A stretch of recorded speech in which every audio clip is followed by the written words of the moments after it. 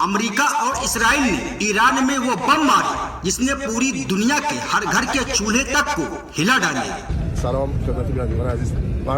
अस्सलाम वालेकुम, मैं रियाज अहमद उत्तर प्रदेश से। आप देख रहे हैं ईरान अमेरिका जंग की खबरें।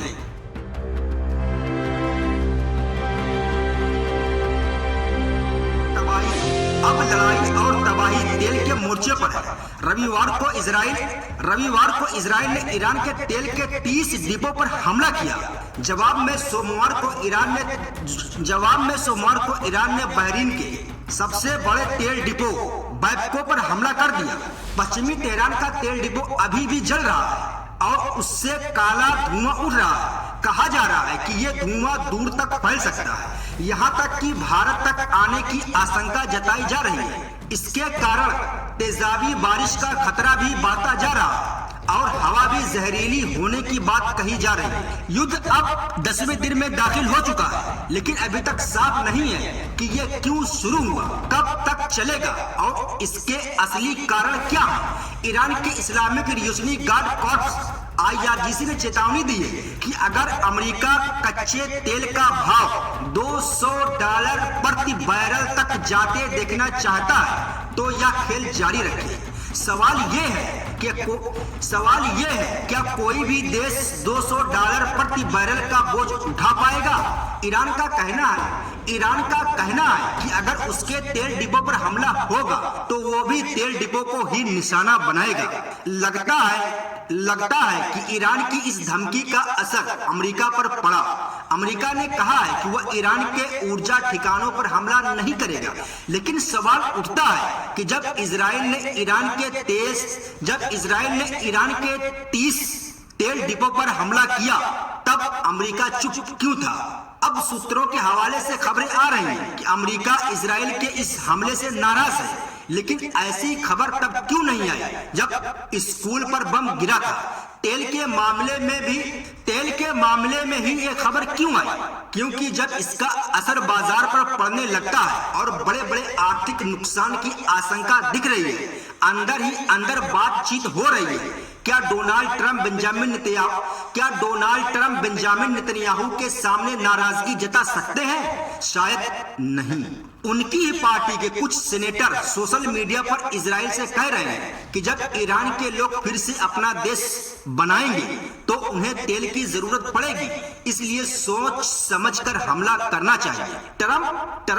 डोनाल्ड ट्रंप कह रहे हैं कि युद्ध रोकने का फैसला उनका हो, लेकिन वे नेतन्याहू से पूछे बिना यह फैसला नहीं करेंगे। वो ये भी कह रहे हैं कि अगर अमेरिका और इजराइल ने ईरान पर हमला नहीं किया होता तो तेहरान इजराइल को नष्ट कर देता।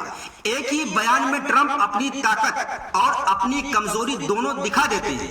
एक तरफ कहते हैं कि ईरान इजराइल को खत्म कर देता और दूसरी तरफ कहते हैं कि युद्ध का फैसला नेतन्याहू से पूछे बिना नहीं करेंगे। डोनाल्ड ट्रंप कह रहे हैं कि 9 मार्च को भी ईरान पूरी दुनिया के लिए एक बड़ी चुनौती बना हुआ है और वो ये भी कह रहे हैं कि ईरान के परमाणु संयंत्रों को नष्ट कर दिया गया है, उनके हथियारों के जखीरों को तबाह कर दिया गया है। तो अब सवाल उठता है कि अब भी ईरान कैसे पूरी दुनिया के लिए खतरा बना हुआ है। ट्रंप ने अब तक यह नहीं कहा कि ईरान, चीन और रूस की मदद से अमेरिका पर भारी डोनाल्ड ट्रंप ने अभी तक यह नहीं कहा कि ईरान, चीन और रूस की मदद से अमेरिका पर भारी पड़ रहा है। रविवार को उत्तरी तेहरान के तेल डिपो पर बमबारी के बाद आसमान पर काले बादल छा गए। कहा जा रहा है कि पूरा आसमान केमिकल से भर गया है। तेहरान टाइम्स ने अपने पहले पन्ने पर उन बच्चियों की तस्वीरें छापी हैं जिनके स्कूल पर 28 फरवरी को अमेरिका ने बम गिराया था। अखबार ने सवाल किया कि क्या ट्रंप इन बच्चियों की आंखों में आंखें डालकर देख सकते हैं। रूस के रक्षा मंत्री ने अरब देशों से सवाल पूछा कि क्या उन्होंने स्कूली बच्चियों की हत्या की निंदा की है। शायद भारत ने भी इसकी निंदा नहीं की। कहा कहा जा रहा है कि ट्रंप अपने सैनिकों के परिवारों की आंखों में आंख नहीं मिला सके। जब वे मारे गए सैनिकों के शव लेने गए तो उन्होंने गल्फ की टोपी पहनी हुई थी। अमेरिका में इस बात पर बहस छिड़ गई, क्या राष्ट्रपति ने सैनिकों की गरिमा का अपमान किया? डॉक्टर ने तो ट्रंप से नहीं कहा होगा कि चाहे युद्ध हो या न हो, दिन में गोल्फ खेलना ही है। अमेरिका के 8 सैनिक मारे गए, उसके सैनिक मोर्चे पर हैं और उनके राष्ट्रपति गोल्फ खेल रहे हैं। वे बर्डी और बोगी की चिंता में डूबे हैं। पिछले साल जून में भी जब अमेरिका ईरान पर हमले के लिए लड़ाकू विमान भेज रहा था, तब भी ट्रंप गोल्फ का खेल खेल रहे थे। इस बीच ईरान का दावा है कि उसने अमेरिकी सैनिकों को बंधक बना लिया है, लेकिन दुनिया भर में आर्थिक असर दिखने लगा है, नौकरियां जाने लगी हैं। भारत में सोमवार को शेयर बाजार खुलते ही 10 मिनट के भीतर ही निवेशकों के 12 लाख करोड़ रुपए डूब गए। सिर्फ 10 मिनट में 12 लाख करोड़। पिछले हफ्ते करीब 14 लाख करोड़ रुपए का नुकसान हुआ था और आज 10 मिनट में 12 लाख करोड़, कुल मिलाकर लगभग 30 लाख करोड़ रुपए का नुकसान हुआ है। पूरी दुनिया को संकट में डालकर अमेरिका अपने लोगों को वहां से निकलने की सलाह दे रहा है। पूरे मिडिल ईस्ट को संकट में डालकर अमेरिका अपने लोगों को वहां से निकलने की सलाह दे रहा है। CNBC की हेडलाइन में अमेरिका द्वारा सऊदी अरब से नागरिकों के निकलने का आदेश और तेल की कीमतें एक साथ लिखी गई है। तबाही की तस्वीरें तेहरान से भी आ रही हैं। यह ईरान का शाही ड्रोन है। अब बहस इस बात पर हो रही है कि अमेरिका इसका मुकाबला नहीं कर पा रहा है। ड्रोन रूस ने यूक्रेन के खिलाफ इस्तेमाल किया था। अब अमेरिका यूक्रेन से पूछ रहा है कि इस ड्रोन का मुकाबला कैसे किया जाए। जेलेंस्की के कपड़ों का मजाक उड़ाने वाले ट्रंप उनसे सलाह मांग रहे हैं और जेलेंस्की कह रहे हैं कि पहले रूस से युद्ध विराम करवाइए, तब बताएंगे।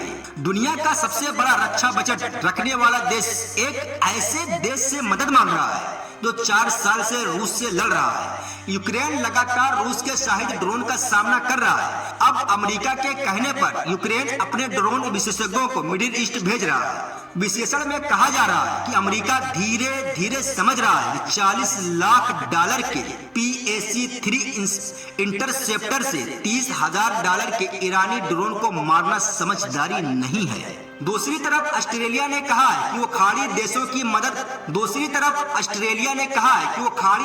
मदद करेगा, लेकिन सैनिक नहीं भेजेगा। जैसे जैसे दिन गुजर रहे हैं, युद्ध का दायरा बढ़ता जा रहा है। अब ध्यान दीजिए, पिछले कुछ दिनों से क्या कहीं इजराइल की तकनीक और सैन्य क्षमता की चर्चा हो रही है? उसके हथियारों या विमानों की बात हो रही है, या फिर ईरान की मिसाइलों और ड्रोन की चर्चा हो रही है? ये सब दिखा रहा है कि ईरान कितना दम रखता है, लेकिन इजराइल और अमेरिका इसे स्वीकार नहीं करना चाहते। और मैं बार बार अपनी वीडियो में आपसे कहता हूं कि आज के समय में ईरान अंधे की लाठी नहीं है कि जिसे जब चाहो तोड़ दिया जाए। ईरान एक ऐसी सुपारी है जिसको चबाने में अमेरिका और इजराइल दोनों के दांत टूटेंगे। सुन लो ऐ दुनिया वालों, ईरान वो चिंगारी है जो रुक जाए, ऐसी नहीं रवानी है। ईरान 10वें दिन भी जवाब देता हुआ दिख रहा है। सऊदी अरब में 2 लोगों की मौत हुई। संयुक्त अरब अमीरात में 4 लोग मारे गए और कई घायल हुए। इराक में 6 लोगों की मौत हुई। ओमान में 1 व्यक्ति की मौत की पुष्टि हुई है। ईरान में मरने वालों की संख्या 1330 से अधिक बताई जा रही है। लेबनान में करीब 400 लोग मारे गए हैं। इजराइल में 14 लोगों के मरने की खबर है कि इजराइल ने दक्षिण लेबनान में नागरिकों पर व्हाइट फास्फोरस का इस्तेमाल किया। यह एक भयानक रसायन होता है जो इंसानों की चमड़ी को जला देता है और हड्डियों को नुकसान पहुंचाता है। इजराइल पर पहले भी गजा में इसके इस्तेमाल करने का आरोप लगा है। अब यह युद्ध तेल डिपो को निशाना बनाने के चरण में प्रवेश कर चुका है। दूसरी तरफ तेल कंपनियां खाड़ी देशों के लिए तेल और गैस बचाने लगी हैं। उन्होंने उत्पादन और निर्यात कम करना शुरू कर दिया है। पहले भी खाड़ी में युद्ध हुए हैं, लेकिन कभी भी तेल डिपो को इस तरह निशाना नहीं बनाया गया। इस बार पहले ही हफ्ते में 6 देशों के तेल डिपो पर हमले हो चुके हैं। बहरीन की बैपको एनर्जी ने फोर्स मेज्योर घोषित कर अपने प्लांट से तेल निर्यात पर रोक लगा दी है। बहरीन का कहना है कि देश के लिए सप्लाई जारी रहेगी, लेकिन निर्यात नहीं होगा। इसी तरह कतर ने भी फोर्स मेज्योर घोषित कर तेल निर्यात रोक दिया। कुवैत ने तेल उत्पादन ही बंद कर दिया। जब उत्पादन नहीं होगा तो निर्यात कैसे होगा? इराक में सप्लाई 60% तक कम हो गई है, क्योंकि उसके तेल ठिकानों पर भी हमले हुए हैं। सऊदी अरब में भी उत्पादन घटने की संभावना है। कतर के ऊर्जा मंत्री ने चेतावनी दी है कि अगर हालात ऐसे ही रहे तो खाड़ी के सभी देशों को तेल उत्पादन रोकना पड़ सकता है।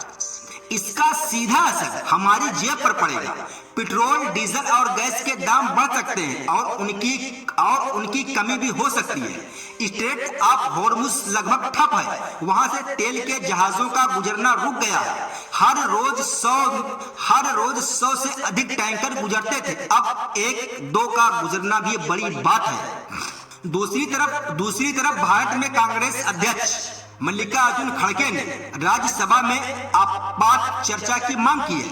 उन्होंने पूछा है कि भारत की ऊर्जा स्थिति क्या है और खाड़ी देशों में रहने वाले भारतीयों की सुरक्षा का क्या हाल है। विपक्ष ने संसद परिसर में प्रदर्शन किया और कहा कि ट्रंप के सामने प्रधानमंत्री नरेंद्र मोदी चुप क्यों हैं। देश मंत्री एस जयशंकर ने ऊर्जा भंडार पर बयान दिया, लेकिन उन्होंने ईरान पर हमले की निंदा नहीं की। भारत में गैस की कीमतें अचानक 60 रुपए बढ़ा दी गई हैं। कई जगह कमर्शियल एलपीजी सिलेंडर की कमी की खबरें आ रही हैं। दुनिया भर में तेल की कीमतें तेजी से बढ़ रही हैं। अंतरराष्ट्रीय बाजार में कच्चा तेल $120 प्रति बैरल से ऊपर पहुंच गया है और $150 तक जाने की आशंका जताई जा रही है। दुनिया के करीब 20% तेल की सप्लाई बाधित हो चुकी है। G7 देशों के वित्त मंत्रियों की आपात बैठक बुलाई गई। वे अपने आपात तेल भंडार से 30 से 40 करोड़ बैरल तेल बाजार में छोड़ने पर विचार कर रहे हैं। जापान ने भी अपने रणनीतिक तेल भंडार से सप्लाई शुरू करने की तैयारी कर ली है, क्योंकि उसका 95% तेल खाड़ी क्षेत्रों से आता है। दुनिया भर के शेयर बाजार गिर रहे हैं। भारत में निफ्टी 24,000 के नीचे चला गया है। दक्षिण कोरिया के बाजार में सर्किट ब्रेकर लगाना पड़ा। अमेरिका का डाउ जोन्स भी 1000 अंक नीचे गिर गया।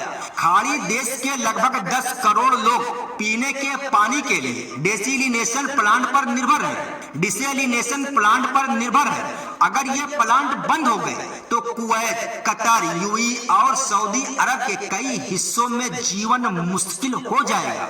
ईरान का कहना है कि बहरीन के सैन्य अड्डे से उसके वाटर प्लांट पर हमला हुआ, इसलिए उसने भी बहरीन के प्लांट पर हमला किया।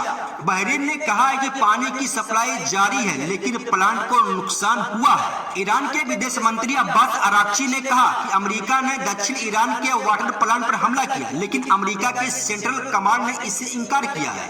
खाड़ी के देशों में 400 से अधिक वाटर प्लांट हैं। यूएई का 42%, कुवैत का 90%, ओमान का 86% और सऊदी अरब का 70% पानी इन्हीं प्लांट से आता है। अगर इस प्लांट पर हमले बढ़ गए तो युद्ध किसी और ही दिशा में चला जाएगा। अंतरराष्ट्रीय ऊर्जा एजेंसी ने कहा है कि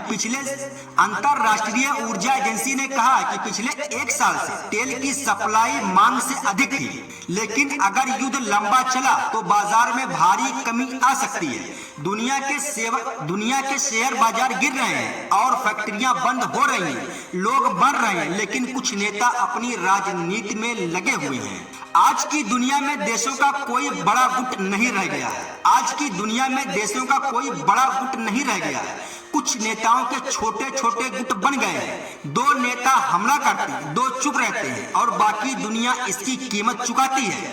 शांति अब किताबों में रह गई है, टीवी पर सिर्फ बमबारी दिखाई दे रही है। युद्ध की असली कहानी गायब है, सिर्फ विश्लेषण दिखाया जा रहा है। ये जियो पॉलिटिक्स नहीं है, ये मरते रहो पॉलिटिक्स है। भाषा भी वही है, नतीजा भी वही है। हमारी राजनीति है, हम करेंगे, बाकी आप मरते रहिए।